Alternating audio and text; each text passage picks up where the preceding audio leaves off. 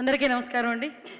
ముఖ్యంగా ఈరోజు అందరి ఆశీస్సులతో, తల్లిదండ్రుల ఆశీస్సులతో, ప్రజల ఆశీస్సులతో, ముఖ్యంగా నమ్ముకున్న సంస్థ తాలూకా ఉద్యోగులందరి ఆశీస్సులతోని పుట్టినరోజు జరుపుకుంటున్న ప్రసాద్ గారికి ప్రత్యేకంగా నేను ధన్యవాదాలు, నమస్కారాలు తెలియజేసుకుంటున్నా.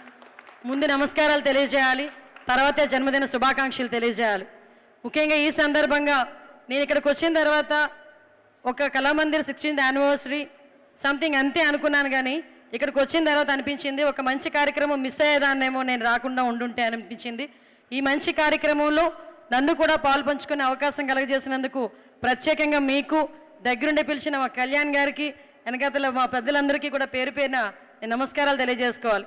ఇక్కడికి నాతో పాటు ముఖ్య అతిథిగా వచ్చిన తెలంగాణ మంత్రివర్యులు ప్రభాకర్ గారికి, అదేవిధంగా పెద్దలు గౌరవనీయులు మన RRR గారికి, అదేవిధంగా పెద్దలందరికీ కూడా మురళీమోహన్ గారికి, ఈరోజు సేవారత్న అవార్డు తీసుకున్న అవార్డీస్ అందరికీ కూడా, ముఖ్యంగా ఈరోజు ఈ కార్యక్రమాన్ని విజయవంతం చేసిన మీ అందరికీ కూడా మరొకసారి ధన్యవాదాలు. ఈ సందర్భంగా ప్రసాద్ గారికి ఒక విషయం చెప్పాలి. ఎందుకంటే మీ కన్న తల్లిదండ్రులకి నా పాదాభివందనం చేసుకుంటున్నా, మీ సతీమణికి నా నమస్కారాలు తెలియజేసుకుంటున్నా. ఎందుకంటే ఒక సేవ కలగాలి, ఒక సేవ చేయాలని తపన రావాలి అంటే అది పుట్టుకతో రావాలి. ఎందుకంటే ఎంతో సంపాదించినా కూడా బయటికి ఒక సేవ చేయడానికి రాని ఈ సిచ్యువేషన్స్లో ఒక కళామందిర్ ఏర్పాటు చేసుకొని సుమారుగా 3 రాష్ట్రాల్లో అనేక సంస్థలు ఏర్పాటు చేసుకొని 16 సంవత్సరాలుగా ఈ ఫౌండేషన్ మీ పుట్టినరోజు రోజు ఒక మంచి కార్యక్రమానికి శ్రీకారం చుట్టడం ఒక ఎత్తు అయితే, సుమారుగా 6,000 మంది స్టాఫ్, ఇందాకే నేను అడిగా ఎంతమంది స్టాఫ్ మొత్తం అంతా అని, 6,000 మంది స్టాఫ్ పిల్లల్ని కూడా మీరు మీ సొంత బిడ్డల్లా చదివించుకునే పరిస్థితి, వాటికి సంబంధించి అమౌంట్ ఇచ్చే పరిస్థితి, ఇవన్నీ చూస్తూ ఉంటే అందుకే చెప్పాను మీ కన్న తల్లిదండ్రులకి పాదాభివందనం. ఇదంతా చేయటానికి ఒక వెనకాత నుంచి సపోర్టివ్గా భార్య లేకపోతే ఇవన్నీ చేయలేరు.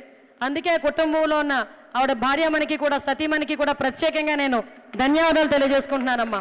ఇందులోని పక్షపాతం ఏం లేదండి, లేడీస్ కదా అని చెప్పి మాట్లాడుకుంటున్నాం అని అనుకోవద్దు.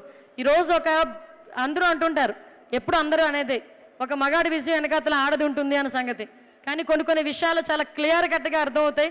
ఇలాంటి విషయాలనే అర్థమవుతున్నాయి. అదేవిధంగా ఈరోజు మేము ఒకటే చెప్తున్నాం, ఆంధ్రప్రదేశ్ నుంచి ఇక్కడికి వచ్చి మిమ్మల్ని అందరినీ కూడా నేను చూసిన తర్వాత ఒకటి అనుకున్నా, కీప్ లవింగ్ మోర్ అని చాలా ఎక్కువగా వస్తుంటుంది కళామందిర్లో.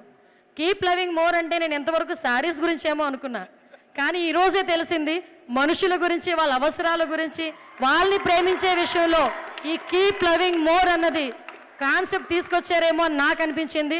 ఇట్స్ చాలా great thing.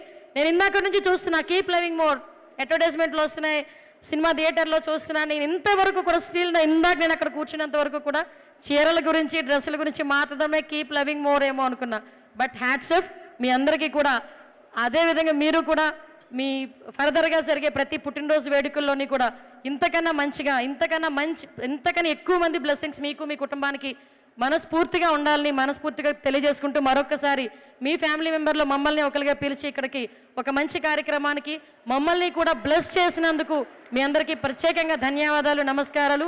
Happy birthday Prasad గారు. ముఖ్యంగా ఝాన్సీ గారి గురించి చెప్పాలి. అనిత గారు లేలే ఏ కార్యక్రమం అయినా ఏదో ముందు మాటతో ఝాన్సీ గారి మాట ఉంటేనే కానీ ఆ కార్యక్రమానికి ముందుకు వెళ్ళట్లేదేమో. All the best and congratulations మా. నేను ఎన్నోసార్లు చెప్తూ ఉంటాను కొన్ని కార్యక్రమాలకే నేను అపియర్ అవుతాను అని. This is one such program ma'am. Thank you Kalamandir for giving me this opportunity.